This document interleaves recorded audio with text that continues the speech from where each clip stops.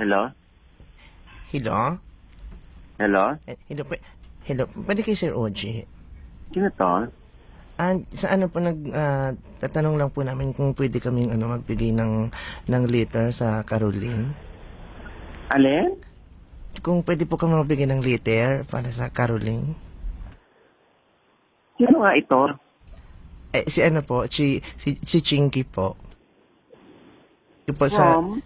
sa simbahan po ako choir po kami sa may San Roque.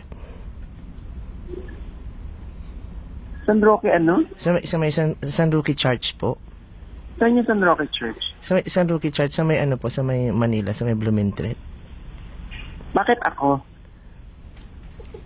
Kasi may nagsabi po sa akin kasi baka pwede pong mga ruling para makayo ng solicit. Hindi nga eh. Bakit ako? Bakit ang layo-layo nyo tapos akong naano nyo? Kanina nyo nakuha yung number ko? Doon po sa isang friend ko kasi nakita niya daw po yung number niyo. Sinong friend mo?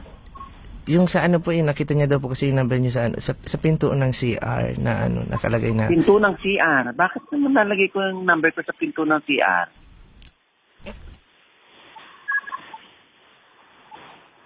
Bakit ko lalagay yung number ko sa pinto ng CR?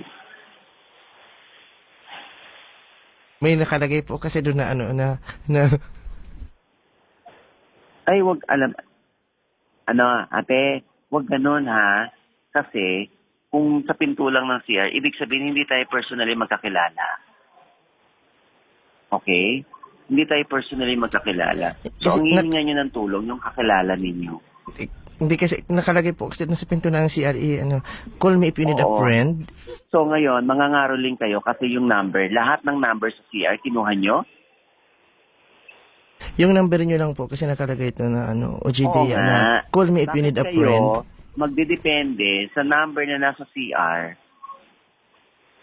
Bakit doon? Hindi naman tayo personally magkakilala. Kasi nga po doon sa nakalagay na call me if you need a friend. Kada po kasi namin friendly po kayo. Wag na lang ako. Kasi alam mo anak, marami rin akong charity sa tinutulungan.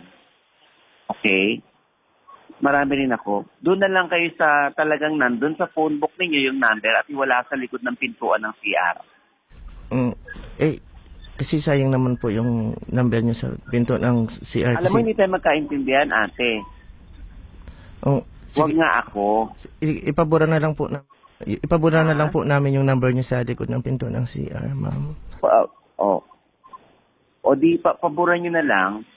Kasi kung manggagaling sa likod ng CR ang number ko, tapos tawagan nyo ko, nang hindi tayo magkakilala at hindi tayo magkaano-ano, hindi nga maganda.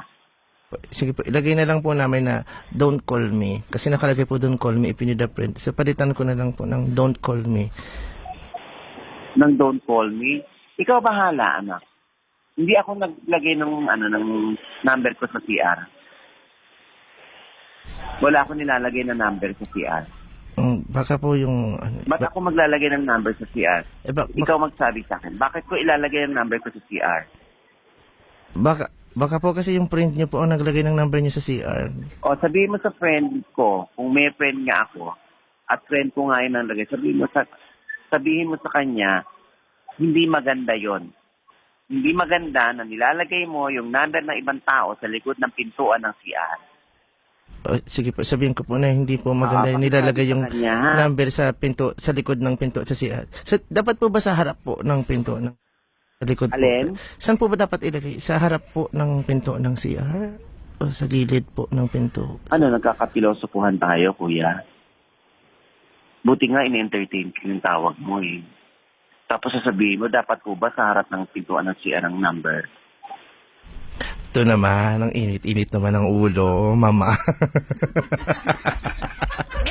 Mama, ang init naman ng ulo mo. Si Vice to!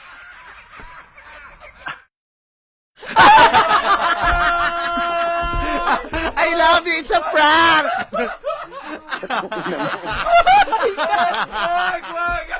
Hello, nanay. Mama Oji!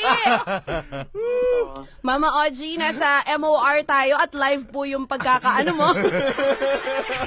Hello, Mama Oji. Naku, wag ka magalit kay Vice. Nautusan lang po namin siya dahil dinare namin siya na mag-isip ng ipaprank niya. Inutusan ako ng anak ni Ma'am Charo, Mama. Oh, wala Si tayong Michael magagawa. Concio. Dinamay ako. Dan, sorry. Okay lang po, walang problema. Actually, Sorry. trending ka na. Ang daming tuwan-tuwa sa nangyari ngayon. Gusto mo bang linisin ang pangalan mo sa mga nakikinig ngayon? Bakit nagpapalagay kasi ng pangalan sa likod ng pinto ng CR? Love ka talaga niya. Thank you so much, Mama Oji. Love I love you, Mama. Ay, bukas sa column ko, ha.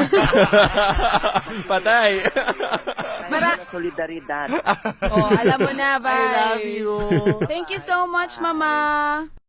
You are my only ray.